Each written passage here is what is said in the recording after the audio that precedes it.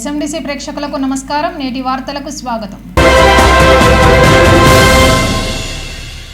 కేంద్ర మాజీ మంత్రి వెంకటస్వామి జయంతి వేడుకలు మున్సిపల్ కార్యాలయం ప్రాంగణంలో ఘనంగా నిర్వహించారు.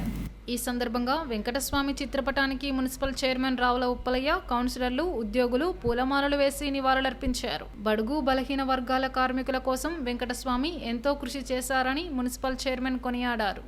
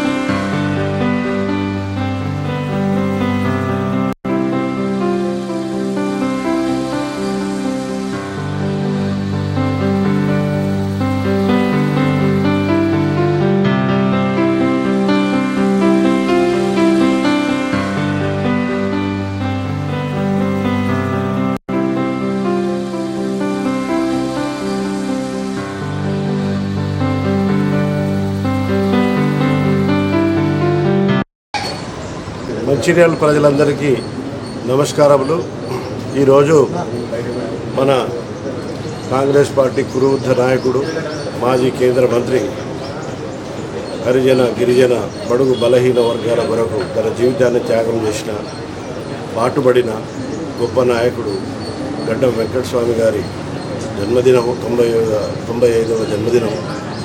ఇది చాలా సంతోషించదగ్గ విషయము.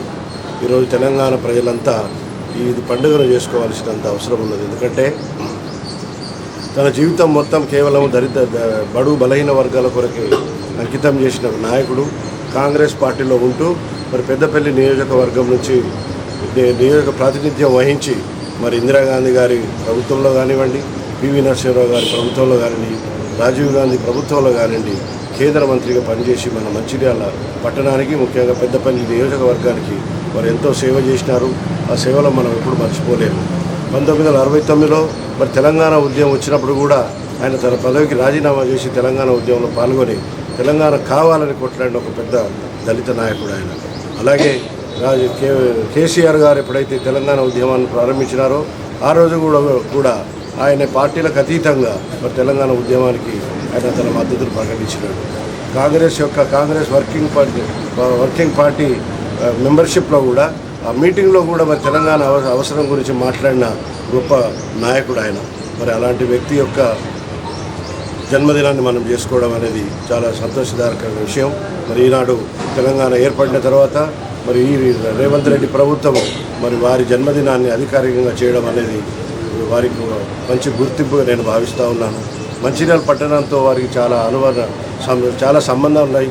ఎందుకంటే వారు మా కేంద్ర మంత్రిగా ఉన్నప్పుడే మరి మంచిర్యాల నుండి చెన్నూరుకు పోవడానికి రైల్వే ట్రాక్ మీద ఏదైతే మనకు ఇబ్బందులు కలుగుతుండనో గంటల కొద్దీ ఆ రోజు వెహికల్స్ కానీ ప్రజలు కానీ అటు ఇటు ఎదురు చూడాల్సిన రోజులు. అలాంటప్పుడు తన పదవిని ఉపయోగించుకుంటూ మరి వారు ఆ రోజు మంచిర్యాల పట్టణానికి ఈ రైల్వే ఓవర్ బ్రిడ్జ్ చేసినారు. దాదాపు 20 సంవత్సరాల నుంచి మనం ఆ రోడ్డు మీద ఆ బ్రిడ్జ్ మీద ఏదైతే నడుస్తున్నామో ఎలాంటి ఇబ్బందులు లేకుండా మనం ప్రయాణం చేస్తున్నాం. కాబట్టి వారు మన మంచిర్యాల పట్టణానికి చిరస్మరణీయులు. కాబట్టి అలాంటి గొప్ప నాయకుడిని మన జన్మదినాన్ని మనం చేసుకోవడం అనేది మనందరికీ ఆనందదాయకమైన విషయం అని తెలియజేసుకుంటూ, ప్రజలందరూ తెలంగాణ కొరకు పాటుపడిన ప్రతి నాయకుడిని అలా కాంగ్రెస్ పార్టీ గౌరవిస్తున్నది, అభినందిస్తున్నది. అధికారికంగా వాళ్ళ కార్యక్రమాలను చేపడుతున్నారు. కాబట్టి రేవంత్ రెడ్డి గారికి కూడా కృతజ్ఞతలు తెలియజేసుకున్నాను. ఏదైతే ఈరోజు కాకా వెంకటస్వామి దళిత నాయకుని 95వ జన్మదిన సందర్భంగా మరి కుటుంబ సభ్యులందరికీ కూడా శుభాకాంక్షలు తెలియజేస్తూ, ఏదైతే కాకా వెంకటస్వామి గారు అంటేనే సింగరేణిలో తలుచుకొని వారు ఉన్నారు. ఎందుకంటే ఈరోజు సింగరేణిలో పెన్షన్ వస్తుందంటే కాకా వెంకటస్వామి గారి పుణ్యము. తర్వాత పోతే కాకా వెంకటస్వామిని మా దళితులందరూ కూడా చాలా గర్వించదగ్గ నాయకుడు. ఎందుకంటే ఆయనకు ఒక పేరు వచ్చింది. ఏం పేరంటే, అతనికి కొన్ని సంవత్సరాల కిందట మన ఏదైతే వెంకటస్వామి పేరు ఆయన గడ్డం వెంకటస్వామి కాకుండా గుడిసెల వెంకటస్వామి అనే పేరు కూడా ఢిల్లీ దాకా పాకిందంటే ఈరోజు మేము దళితులందరం గౌరవిస్తున్నాం, దానికి గౌరవంగా ఫీల్ అవుతున్నాం. తర్వాత వచ్చేసి మన ఏదైతే వెంకటస్వామి గారు ఉన్నారో మాకు ఏదైతే సంజీవయ్య కాలనీ ఉందో దాంతో ప్రత్యేక అనుబంధం ఉంది. దానికి ఇప్పుడు నేను ప్రాతినిధ్యం వహిస్తున్నాను.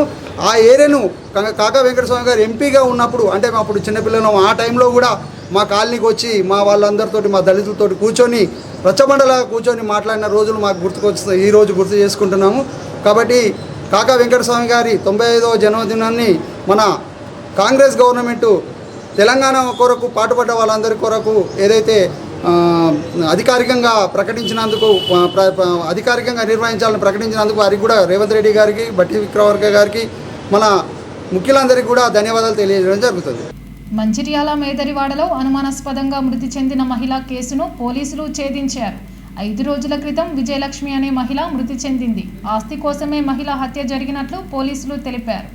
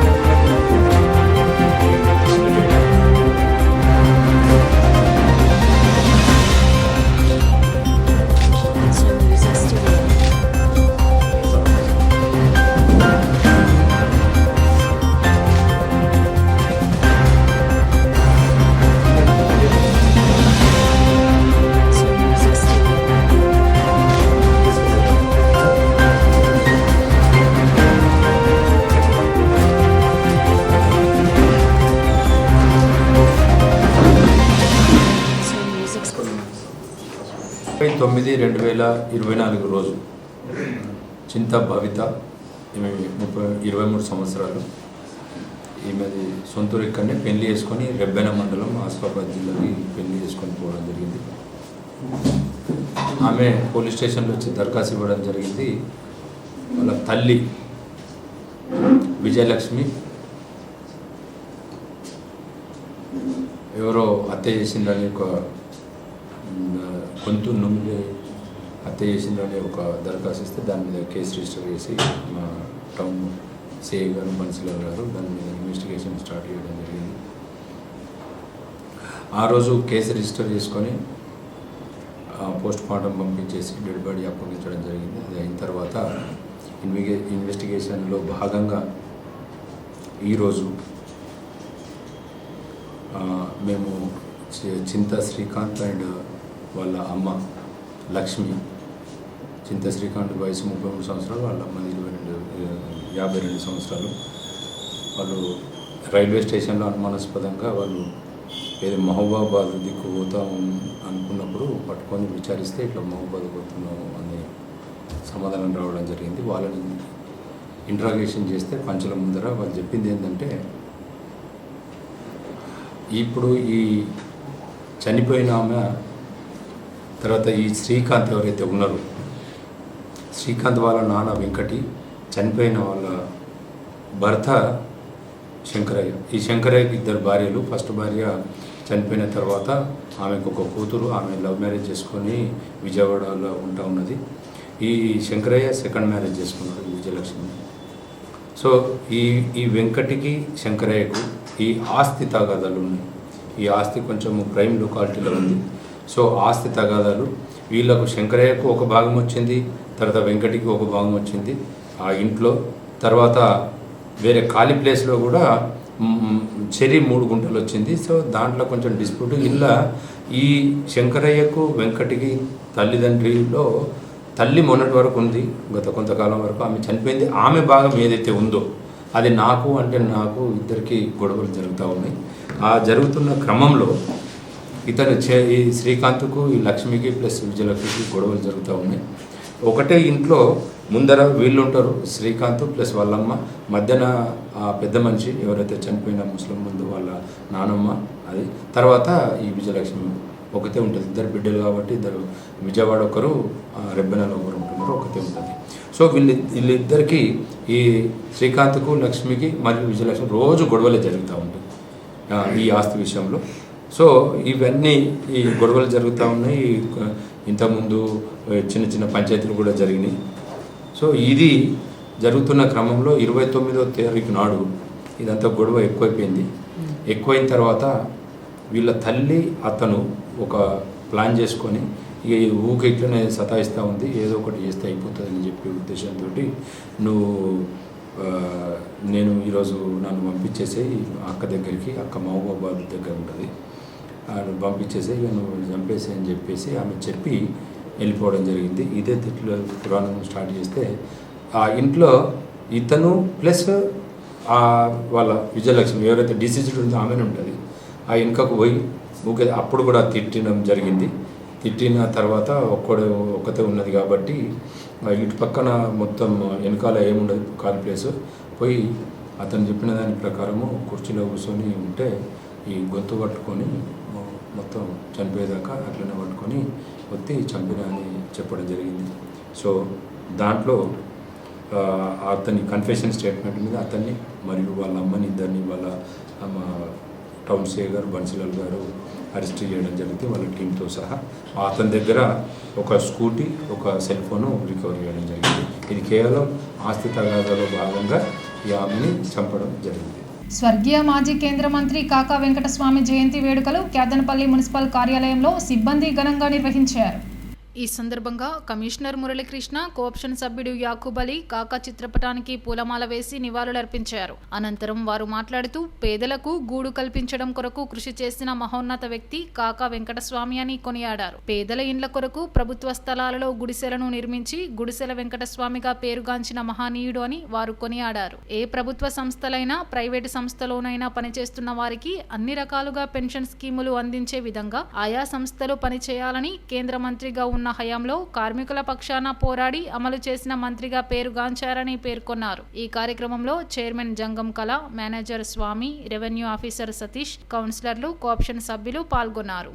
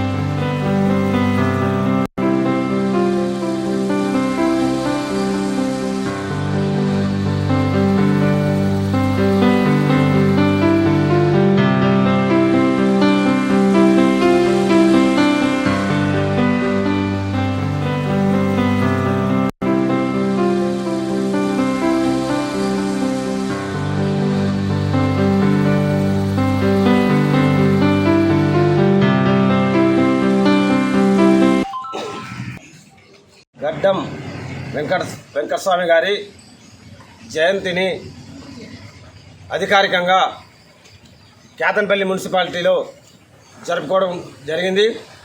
ముఖ్యంగా గడ్డం వెంకటస్వామి గారు కొన్ని లక్ష ఇళ్లను కట్టించి వారికి పట్టాలు ఇప్పించి పేదల కోసం అభివృద్ధి కోసం కృషి చేసిన వ్యక్తి.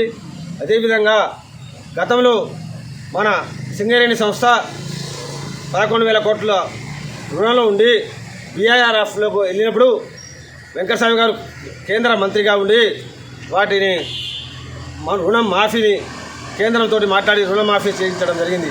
అదే కాదు, ఈ రోజుల్లో ఇప్పుడు పెన్షన్ స్కీమ్ వచ్చిందంటే సింగరేణిలా అతని చలవే అని చెప్పి తెలియజేస్తాను.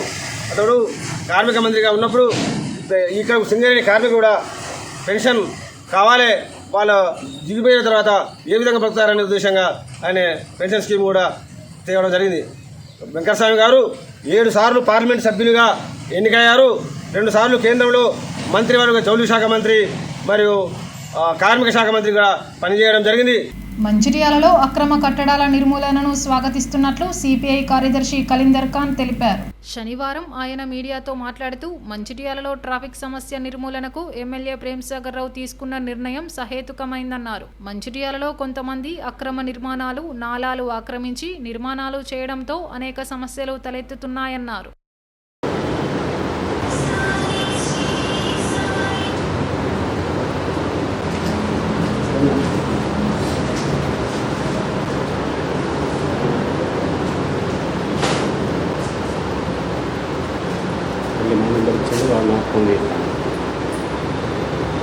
ఏదైతే మంచిర్యాల పట్టణంలో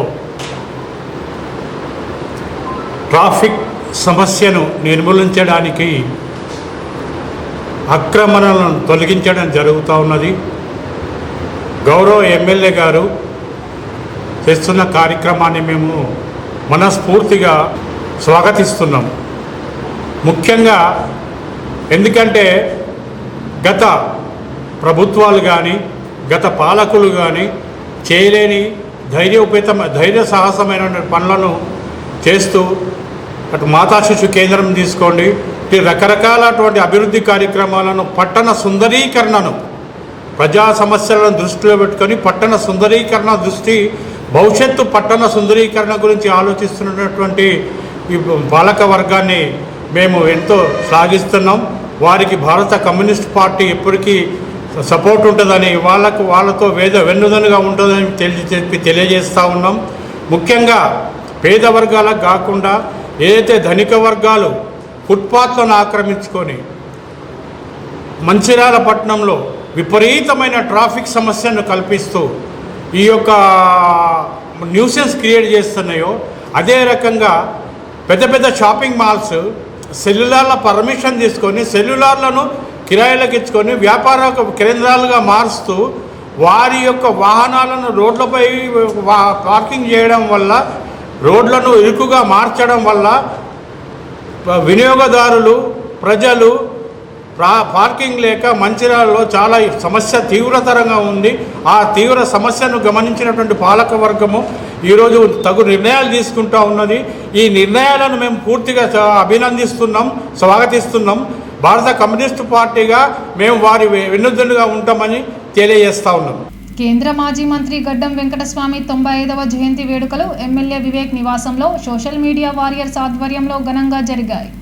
హైటెక్ సిటీలోని వివేక్ నివాసంలో వెంకటస్వామి చిత్రపటానికి పూలమాలలు వేసి నివాళులర్పించారు. ఈ సందర్భంగా వెంకటేష్ మాట్లాడుతూ వెంకటస్వామి జాతీయ స్థాయిలో గుర్తింపు పొందిన నాయకుడని అన్నారు.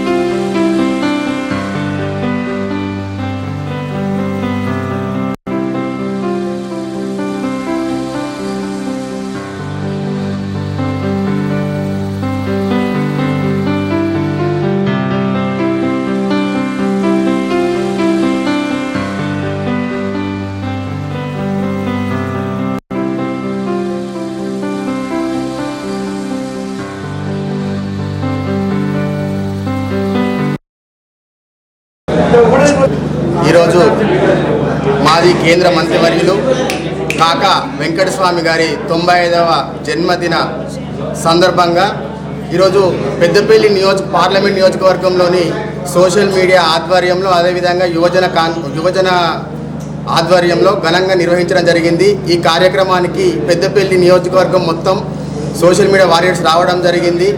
కాకా గారు ఈ పెద్దపల్లి పార్లమెంటు పరిధిలో చాలామందికి ఎనలేని సేవ చేయడం జరిగింది. ప్రతి ఒక్కరూ ఈరోజు కాకా గారిని తలుచుకుంటూ తను చేసినటువంటి సేవలు గుడిసెల వెంకటస్వామిగా, అదేవిధంగా కాకా వెంకటస్వామిగా చాలామందికి తెలిసిన వ్యక్తి. ఈరోజు ప్రైవేట్ వ్యక్తులకు కూడా పెన్షన్ స్కీమును తీసుకొచ్చి చాలామందికి ఒక ఉపాధి కల్పించినటువంటి గొప్ప నేత. ఈరోజు తన యొక్క జయంతిని మేము ఘనంగా నిర్వహించుకోవడం చాలా సంతోషంగా అనిపించింది. అదేవిధంగా మేము రక్తదానం శిబిరం ఏర్పాటు చేసుకొని దాదాపు 95వ జయంతి సందర్భంగా 95 నుంచి 100 మంది సభ్యులు ఈరోజు జయంతి సందర్భంగా రక్తదానం చేయడానికి సిద్ధంగా ఉన్నారు. అదేవిధంగా కాకా గారి యొక్క ఆశయాలను కొనసాగిస్తాం. దళిత పొలిబిడ్డ కాబట్టి మేము దళితులం అందరం, అదేవిధంగా సోషల్ మీడియా వారియర్స్ అందరం ఎప్పటికి కూడా తన ఆశయాలను మేము ముందుకు సాగిస్తామని చెప్పి తెలియజేస్తున్నాం. యాదనపల్లి కాంగ్రెస్ పార్టీ కార్యాలయంలో కాకా వెంకటస్వామి జయంతి వేడుకలను నాయకులు ఘనంగా నిర్వహించారు. ఈ సందర్భంగా ఆయన చిత్రపటానికి పూలమాలలు వేసి నివాళులర్పించారు. ఈ సందర్భంగా కాంగ్రెస్ పార్టీ జిల్లా అధికార ప్రతినిధి వడ్నాల శ్రీనివాస్, బ్లాక్ కాంగ్రెస్ అధ్యక్షులు గోపతి రాజయ్య మాట్లాడుతూ కార్మికులకు, అణగారిన వర్గాల ప్రజలకు కాకా వెంకటస్వామి చేసిన సేవలు మరవలేనివని అన్నారు. కాకా జయంతి వేడుకలను ప్రభుత్వం అధికారికంగా నిర్వహించడం హర్షణీయమన్నారు. నిరుపేదలకు, అట్టడుగున ఉన్న వర్గాల కొరకు నిత్యం పోరాడుతూ కార్మికులకు పెన్షన్ స్కీమ్ను అమలుపరచడానికి అహర్నిశలు కృషి చేసిన మహోన్నత వ్యక్తి కాకా అని కొనియాడారు. ఈ కార్యక్రమంలో మున్సిపల్ చైర్మన్ జంగం కళ, మాజీ ఎంపీపీ మహంకాళి శ్రీనివాస్, నాయకులు గాండ సమ్మయ్య, కౌన్సిలర్లు పనస రాజయ్య, సుధాకర్, సత్యనారాయణ, ఐఎన్టీయూసీ నాయకులు తేజావత్ రాంబాబు, ఆకుల రాజయ్య, వేణు, ప్రకాష్, యువ నాయకులు పాల్గొన్నారు.